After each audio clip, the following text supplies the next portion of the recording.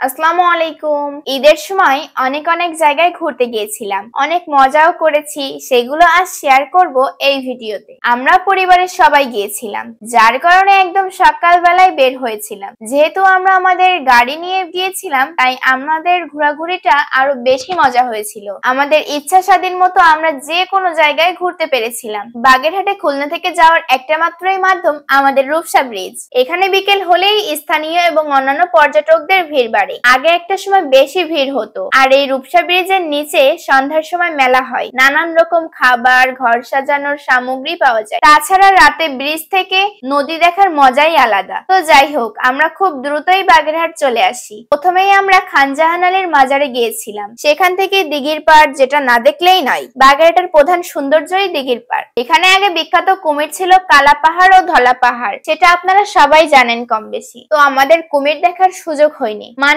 ওই টাইমটাতে কুমির তখন উপরে আসেনি। কুমিরে আসার একটা নির্ধারিত সময় আছে। কুমির শুধু তার খাওয়ার সময় উপরে আসে। তাছাড়াও আপনারা নিশ্চয় জানেন, ইতিহাসে বর্ণনা আছে এই বড় বড় দিঘিগুলো এক রাতের ভিতর তৈরি হয়েছে। এমনকি পাঠ্যপুস্তকে আমরা একটা সময় এমনই পড়েছি। ৬০ গম্বুজ মসজিদ বাংলাদেশের বাগেরহাটে অবস্থিত একটি ইউনেস্কো বিশ্ব ও ঐতিহ্যবাহী স্থান। এটি একটি প্রাচীন মসজিদ, যেখানে আসলে ৭৭টি গম্বুজ এবং ৪টি টাওয়ার রয়েছে, যা মোট ৮১টি গম্বুজ তৈরি করে। খান জাহান আলী ১৫০০ শতাব্দীতে এই মসজিদটি নির্মাণ করেন, যা দক্ষিণ এশিয়ার মুসলিম স্থাপত্যের এক অন্যতম নিদর্শন। মসজিদটি মূলত উপাসনালয় ও একটি সংসদ ভবন হিসেবে ব্যবহৃত হতো। এটি বাগেরহাট জেলায় অবস্থিত। এখানে বেশ মানুষের সমাগম হয়। প্রতিদিনই বিভিন্ন ভক্তরা আসে এখানে তাদের মানত থাকে বা পীর সাহেবদের কবর জিয়ারত করতে আসে। ইসলামে যদিও মাজার পূজারি থেকে বিরত থাকতে বলা হয়েছে, তবে অনেকেই গ্রামের মানুষ আছে যারা এগুলো বোঝে না এখনো, তারা এই কাজগুলো করে। তো যাই হোক, আমি এই বিষয়ে কথা না বাড়াই, তবে সবার প্রতি আহ্বান থাকবে,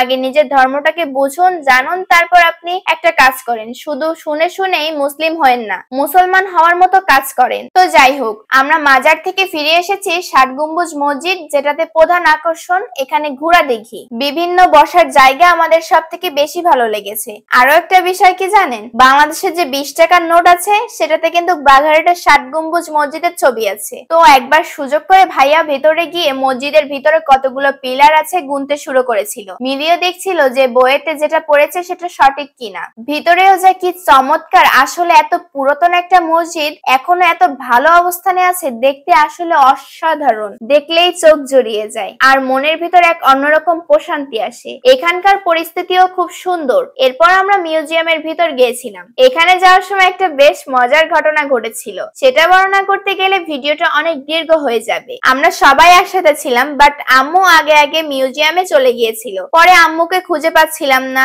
তারপর কিছুক্ষণ আম্মুকে খোঁজার পর দেখি আম্মু আমাদের ডাকতে এসেছে মিউজিয়ামের ভিতর থেকে। কি একটা অবস্থা বলুন তো!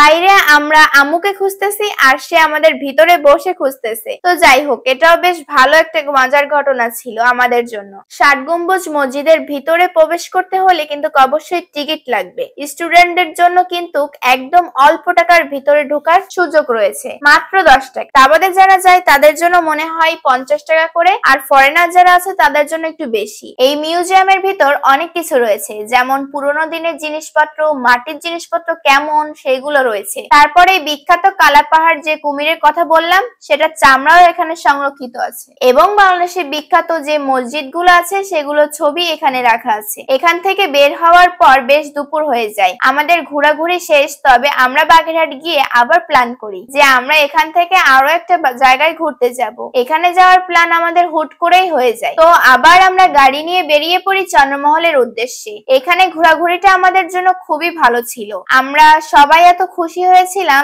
এখানে ঘুরে বেশ মজা পেয়েছিলাম। তবে যাওয়ার পর বৃষ্টি এসে আমাদের সব প্ল্যান লন্ডভন্ড হয়ে যায়। সম্পূর্ণ ঘুরে দেখতে পারিনি, অনেক ভিডিও নিতে পারিনি শুধু বৃষ্টির জন্য। বাগেরহাটে অবস্থিত চন্দ্রমহল ইকো পার্ক বাগেরহাটের সদর উপজেলায় রঞ্জিতপুর গ্রামে খুলনা টু মোংলা মহাসড়কের পাশে অবস্থিত। এটি একটি জনপ্রিয় পিকনিক স্পট বা বিনোদন কেন্দ্র। পার্কের মূল আকর্ষণ হলো বিখ্যাত তাজমহলের আদলে নির্মিত চন্দ্রমহল নামক একটি সুন্দর ভবন। ২০০২ সালে সেলিম হুদা ও তার স্ত্রী নাসিমা হুদা চন্দ্রা, যার নাম অনুসারে চন্দ্রমহলের নামকরণ করা হয়। ব্যক্তিগত উদ্যোগে প্রায় ৩০ একর জায়গা জুড়ে এটি তৈরি করা হয়। এখানে আগত দর্শনার্থীরা এই সুন্দর ভবন ও পার্কের মনোমুগ্ধকর পরিবেশ উপভোগ করতে পারেন। আমরা চন্দ্রমহলে গিয়ে একটা মিউজিয়াম পাই। এখানে কলের গান, বাংলাদেশের বিভিন্ন পুরাতন ইতিহাসের সবকিছু রাখা আছে, যেমন মুদ্রা রাখা আছে। এখানে ঢুকতেও আমরা জনপ্রতি 80 টাকা করে টিকিট কাটতে হয়। এই চারপাশটাও অনেক সুন্দর, একটা সময় এত সুন্দর ছিল না। তারপর পানির নিচে যে রাস্তাটা ছিল,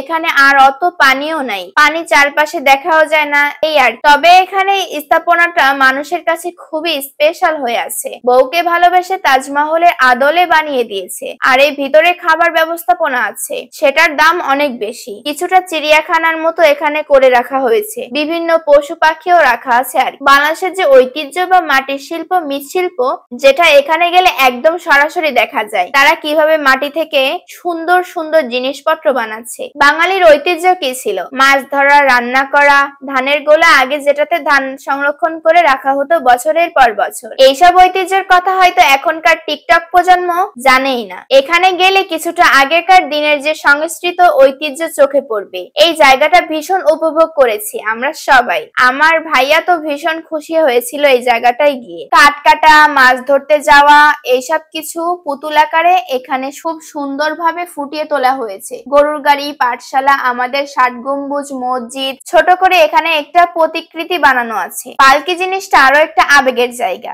সেটা হলো মেয়েদের বিয়ের সময় ব্যবহার করা হতো। এখন তো পালকি আর নেই। আগে চার বেহেরার পালকিতে করে মেয়েদেরকে নিয়ে যাওয়া হতো। আগে যানবাহনে ছিল পালকি, সেখানে মেয়েদেরকেই শুধু বহন করা হতো বিয়ের সময় বিশেষ করে। এক কথায় এখানে গেলে বিভিন্ন গাছপালা, ফুলের গাছপালা, সবকিছু সাথে পুরো বাগেরহাটকে রিপ্রেজেন্ট। তো এরই মাঝে আমাদের ভিডিও এখানেই শেষ হয়। আপনারা কেউ এখানে যেতে চাইলে খুব সহজেই যেতে পারেন। ভিডিওটা আসলে অনেক বড় হয়ে যাচ্ছে, তার জন্য সরি। আসলে ঘোরাঘুরি তো প্রতিদিন করা হয় না, আর এই জায়গাগুলো খুব ভালো লেগেছে, যার কারণে এতক্ষণ আমি আপনাদের সবকিছু খুঁটিনাটি আর অনুভূতিগুলো শেয়ার করার চেষ্টা করেছি। তাহলে ভালো থাকবেন, আল্লাহ হাফেজ।